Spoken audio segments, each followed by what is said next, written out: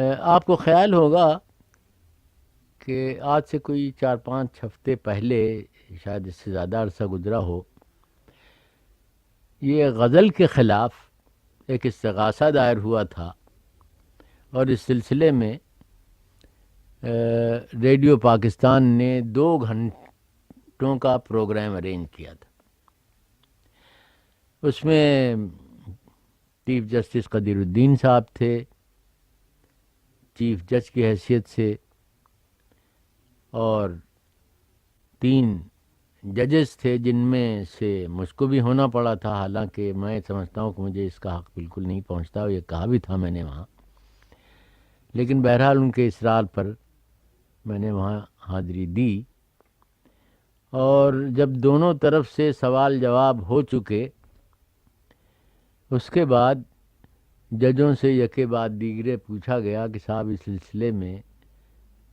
آپ کی کیا رائے ہے؟ تو میں نے عرض کیا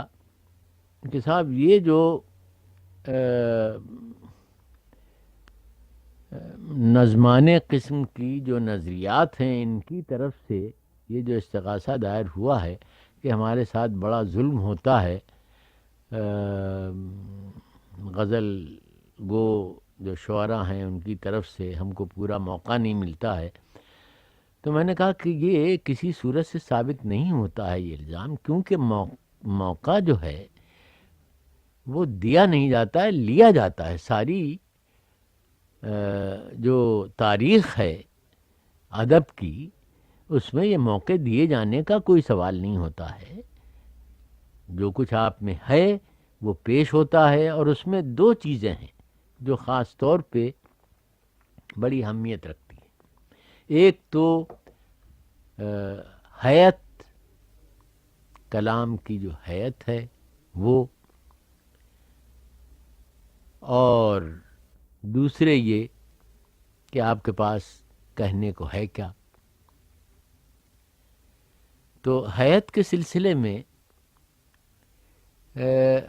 بحیثیت ایک سائنسداں ہونے کے، اور وہ بھی کیمیا سے خاص طور سے تعلق رکھنے کے، خیال ایسا کچھ ہوتا ہے کہ غزل کی جو حیت ہے وہ کرسٹلائن ہے۔ اور یہ جو کہا گیا ہے کہ صاحب اتنا گھرا ہوا ہوتا ہے شکنجے میں انسان اور شاعر کہ وہ جو کچھ کہنا چاہتا ہے وہ کہہ نہیں پاتا ہے، میں اس کا قائل نہیں ہوں۔ مثلا وہ جو میں نے عرض کیا کہ غزل کی حیت جو ہے وہ قلمی شکل یعنی کرسٹلائن ہوتی ہے، تب اس میں آپ دیکھیے کہ ایک ایک زاویہ متعین ہوتا ہے کرسٹل کا، کہ اس سے ہٹ کے وہ چیز نہیں جا سکتی۔ اور جہاں تک قافیے اور ردیف کی بندشوں کا معاملہ ہے، جس طرح سے بندشیں کرسٹلائن اسٹرکچر میں ہوتی ہیں اسی طرح سے یہ ہیں،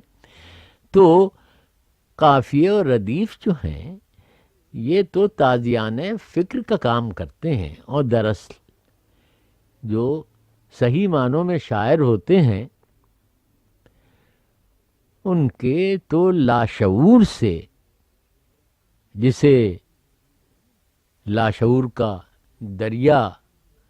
ان معنوں میں متصور کر لیجئے جس کے متعلق عرفی اور غالب کے درمیان ٹکر ہوئی ہے کہ وہ روئے دریا سلسبیلو قار دریا آتشست،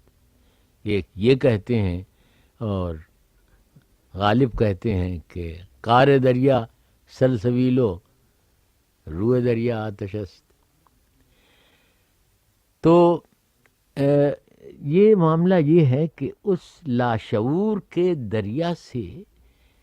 شعر ابلتے ہیں، اس میں پھر وہ قافیے وغیرہ کا یہ تھوڑی ہوتا ہے کہ ایک طرف قافیے لکھ لیجئے اور پھر شعر کہتے رہیے۔ مثلا آپ اسی چیز کو لے لیجئے، غالب کا امتحان لیا گیا صاحب کلکتے میں، نہیں وہ ایک صاحب نے چکن ڈلی پیش کی اور کہا کہ صاحب اس پر کچھ کہیے، تو فوراً انہوں نے فی البدی، وہ آپ کو خیال ہوگا آپ تمام صاحبان کو کیا کیا اشعار نکلے ہیں، نہ قافیہ نہ ردیف معلوم ہے، تو سب ابلتے ہوئے چلے آ رہے ہیں اشعار۔ ہے جو صاحب کے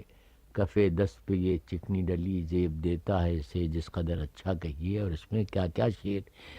ہوئے ہیں، من جملہ ان کے ایک یہ شعر بھی کہ اخترے سوختہ قیس سے دیجے نسبت،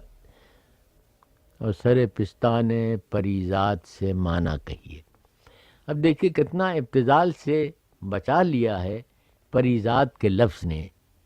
اس شعر کو۔ تو میں اس کا قائل نہیں ہوں کہ یہ نظمانے قسم کی نثریات جو ہیں، جو ایک راگ مالا ہوتا ہے، اس کو کوئی اس کا حق پہنچتا ہے کہ وہ اس قسم کا الزام شاعری پہ، غزل پہ لگائے۔ بڑا تعجب یہ ہوتا ہے کہ صاحب یہ 100 سال سے غزل کے پیچھے لوگ پڑے ہوئے ہیں، کتنے استغاثے دائر ہو چکے ہیں، لیکن وہ اتنی سخت جان ہے کہ صاحب وہ لوٹ پوٹ کے اور پھر اپنی جگہ قائم کر لیتی۔ اور میرا خیال ہے کہ اس کی سب سے بڑی وجہ یہی ہے کہ ایک طرف اس کی حیات کا جو معاملہ جو ہے، جو میں نے بیان کیا ہے، اور دوسری طرف اس کے مضامین کا انوکھا پن، اور اس میں جو آمد، اچھے شعراء میں جو آمد اور تیر و نشتر والا جو معاملہ ہے، وہ نظمان قسم کی نثریات کو میسر نہیں ہے۔ سب سے بڑی وجہ جو غزل کی مقبولیت کی ہے، وہ میں سمجھتا ہوں کہ یہی ہے۔ تو اس سلسلے میں مجھے ایک بات اور یاد آئی،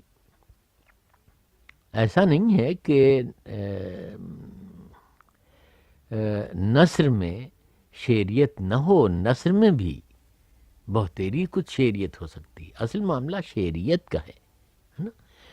اور اگر جیسا میں نے عرض کیا کہ وہ نظم ہو یا نظمان قسم کی نثر ہو، وہ اگر ایک راگ مالا بن کے، ایک کتھا بن کے رہ جائے، تو بس جو اس کی حیثیت ہوتی ہے وہ تو ہوتی ہے۔ مجھے یاد آتا ہے کہ رائنر ماریا رلکے جو ایک بڑا جرمن شاعر گزرا ہے، اس کا انتقال 1927 میں ہوا۔ میں نے اسے بہت پڑھ رکھا تھا، تقریباً جو کچھ بھی رائنر ماریا رلکے نے لکھا ہے میں نے پڑھا ہے، اور اس کا اتنا اثر ہوا ان کے انتقال کے بعد میرے اوپر کہ میں نے ان کی کتاب Das Buch der Bilder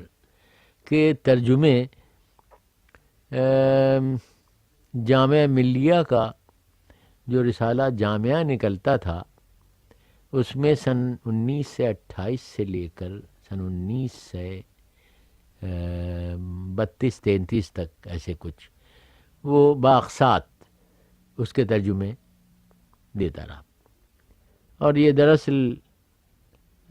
ضد تھی ہمارے محبوب ڈاکٹر ذاکر حسین کی کہ صاحب ایسا کچھ کیجئے۔ انہی کے کہنے پر میں نے یہ سلسلہ شروع کیا تھا۔ تو خیال مجھے یہ آتا ہے کہ جس طرح سے میں نے ان کی نظموں کا ترجمہ کیا، وہ بلینک ورس کہہ لیجئے اس کو، یا نثر کہہ لیجئے، منظوم نثر کہہ لیجئے، اور اس زمانے تک یہ جو تحریک ترقی پسند مصنفین کی جو ہے، یہ شروع نہیں ہوئی تھی۔ وہ تو سن 32-33 میں شروع ہوئی، اور جو میرے ترجمے تھے وہ مختلف رسالوں میں اور اخباروں میں بھی، جہاں تک مجھے خیال ہے، وہ چھپے اور پسند بھی کیے گئے۔ تو اس موقع پر میں ان کی چند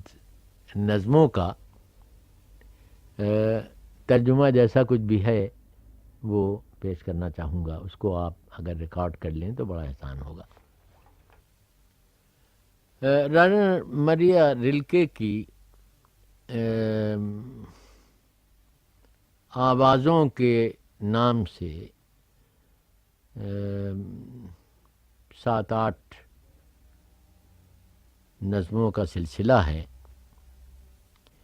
جس کا عنوان،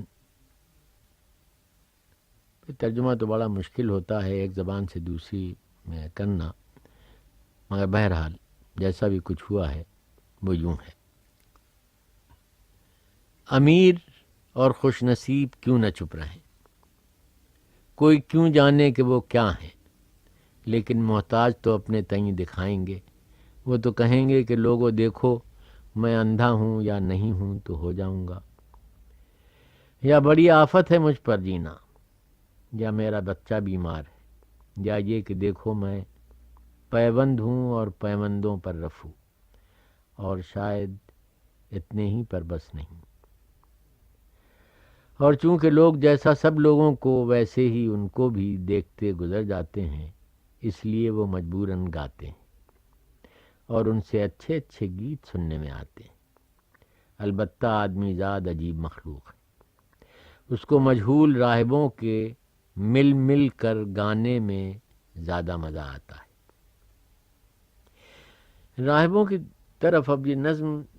تو یہاں پوری ہو گئی، لیکن عرض کرنا یہ ہے کہ راہبوں کی طرف اشارہ ہے،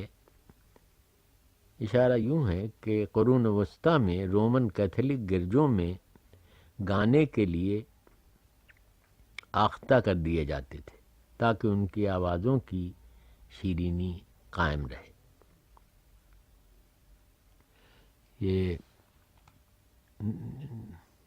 ایسے 14-15 برس کی عمر کے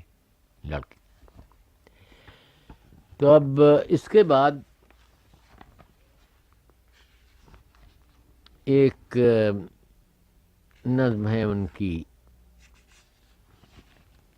ترانے گدا۔ وہ یوں ہے کہ دروازے دروازے پھرنا، صدائیں دینا، آندھی میں، پانی میں، چلچلاتی دھوپ میں، ایک بارگی تھک کر کہیں بیٹھ جانا، کسی کونے میں، کسی چوکھٹ پر، اپنا داہنا کان اپنے داہنے ہاتھ پر رکھ لینا اور چلانا، چلانا چلانا چلانا، اور پھر مجھ کو خود اپنی آواز یا غیر کی سی آواز لگتی ہے، پھر مجھ کو نہیں معلوم ہوتا کہ یا الہی یہ کون حلق پھاڑ پھاڑ کر چلاتا ہے، میں یا کوئی اور۔ میں چلاتا ہوں تو ایک ذرا سی چیز کے لیے، لیکن شاعر ایک جلوہ عالم خیال کی خاطر، اور آخر کار میں اپنا چہرہ اپنی دونوں آنکھوں سے ڈھانپ لیتا ہوں اور اپنے سر کا سارا بوجھ دونوں ہاتھوں پر ٹیک دیتا ہوں، جس میں اس کی ایسی صورت ہوتی ہے جیسے آرام کی۔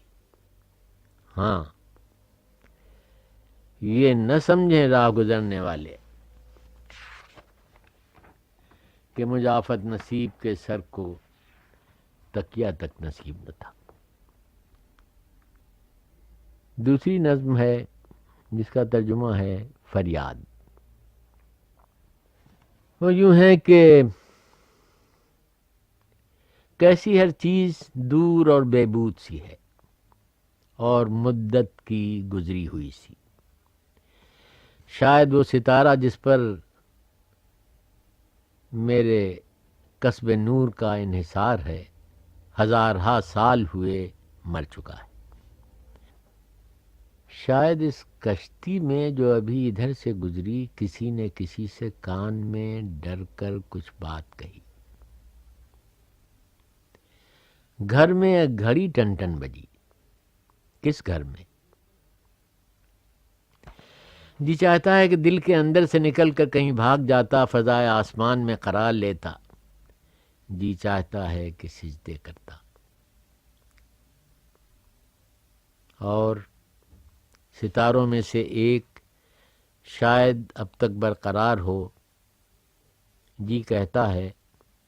کہ مجھے معلوم ہے ان میں سے کون یکا و تنہا ہنوز آشنائے حیات ہے، کون ایک شہر نور کی طرح شعاؤں کی منزل پر آسمانوں میں روشن ہے۔ اس ترجمے کے نیچے میں نے ایک فٹ نوٹ اس عنوان کا دیا تھا، وہ بھی پڑھ دوں کہ اقبال کا شعر ہے،